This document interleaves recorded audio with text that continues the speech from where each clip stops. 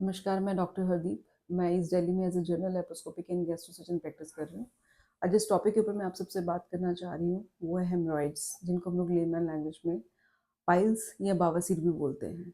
Haemorrhoids होता क्या है? नॉर्मली हमारी एनल कैनाल के एनाटमी में वीनस चैनल्स होते हैं, जिनको हम लोग वीनस कुशन्स बोलते हैं। जब इनमें प्रेशर्स बढ़ने शुरू हो जाते हैं, ट्रॉमा होता है बार-बार, तो पेशेंट्स ब्लीडिंग के साथ प्रेज़ेंट करते हैं। मोस्ट लाइकली सिम्पटम हेमरॉइड्स में ब्लीडिंग पर एनम रहता है। या साथ में पेशेंट प्रेजेंट करते हैं कि एनल इचिंग हो रही है, पेरिएनल पेन हो रहा है पेशेंट्स को। Most common cause of haemorrhoids is chronic constipation. जब हम लोग अपनी डाइट में फाइबर्स कम लेते हैं, लिक्विड कम लेते हैं, तो हार्ट स्टूल्स बार बार पास करने के कारण एनल कैनाल में ट्रॉमा होना शुरू होता है, इन वीनस चैनल्स पर प्रेशर्स बढ़ने शुरू होते हैं, जिसके कारण ब्लीडिंग के साथ प्रेजेंटेशन होती है।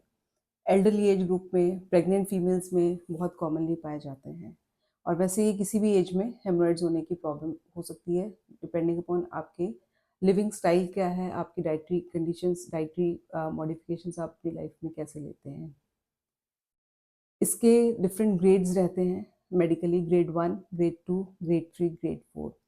इनिशियल स्टेजेस में हम लोग जब भी पेशेंट्स आते हैं हमारे पास, हम लोग पर रेक्टल एग्जामिनेशन करते हैं, डिपेंडिंग अपॉन कैसी कंडीशन है अंदर, कितने बड़े हेमरॉइड्स हैं, हम उसके लिए सर्जरी प्लान करते हैं या फिर सिर्फ मेडिकल मैनेजमेंट से ही पेशेंट को ट्रीट करने की कोशिश करते हैं।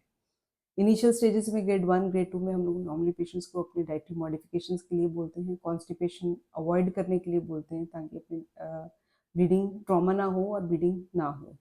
पेशेंट्स के लिए हम लोग फाइबर रिच डाइट के लिए बोलते हैं, प्लेंटी ऑफ लिक्विड्स डाइट में ऐड करने के लिए बोलते हैं, और गर्म पानी की सेकाई बोलते हैं, और बाकी कुछ मेडिकल टेबलेट्स या ऑइंटमेंट्स हम लोग बताते हैं पेशेंट्स को लगाने के लिए। ग्रेड 3, ग्रेड 4 हेमरॉइड्स में, जिसमें पेशेंट्स को अपने हेमरॉइड्स जब भी मोशन पास करते हैं, उनको वो हेमरॉइड्स अपने फील होने शुरू हो जाते हैं। ग्रेड 3 में पेशेंट फिंगर से पुश करके अंदर कर लेते हैं, लेकिन ग्रेड 4 में पूरी तरह प्रोलैप्स हो जाते हैं। ये दो कंडीशंस ऐसी हैं कि अगर ब्लीडिंग होती है पेशेंट को, तो हमें सर्जरी के लिए प्लान करना पड़ता है। लेकिन साथ ही साथ पेशेंट्स को हम लोग उनकी डाइटरी मॉडिफिकेशंस के लिए ज़रूर बोलते हैं। आजकल नॉर्मली स्मॉल यंग जनरेशन जो है, उनकी आदत रहती है काफ़ी देर कमोड पे बैठकर फ़ोन के साथ अपना कुछ करते रहना, लेकिन इस सब चीज़ों को हमें अवॉइड करना होता है, because this is also one of the cause for haemorrhoids. Depending upon क्या पेशेंट की कंडीशन है, पेशेंट की रिक्वायरमेंट क्या है, पेशेंट फिजिकली फिट है कि नहीं है, हम लोग सर्जरीज प्लान करते हैं। सर्जरी दो तरह की रहती है, या तो ओपन सर्जरी करते हैं जिसमें हम लोग हेमरॉइड्स को काटते हैं जिसमें, और दूसरा है लेज़र, जिसमें हम लोग हीट के साथ हेमरॉइड्स को बर्न करते हैं।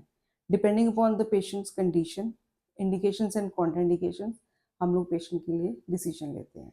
तो जैसे ही आपको कभी भी ब्लीडिंग पर एनम के सिम्टम्स आएँ, आपको इमीडिएटली अपने सर्जन को कंसल्ट करना है, क्योंकि ब्लीडिंग पर एनम का कारण सिर्फ हेमरॉइड्स ही नहीं, और भी काफ़ी हो सकते हैं। और स्पेसिफिकली अगर फ्रेश ब्लीड आ रहा है, तो मोस्ट लाइकली कॉज उसका हेमरॉइड्स ही रहता है। अगर उसमें ऑल्टर्ड ब्लड, जैसे कि जिसको बोलते हैं काले रंग का खून, जिसको लोग मेलिना भी बोलते हैं, अगर वैसे सिम्टम्स हैं, तो उसका कारण कुछ और हो सकता है। तो आपको इमीडिएटली अपने सर्जन को कंसल्ट करना है। Thank you so much.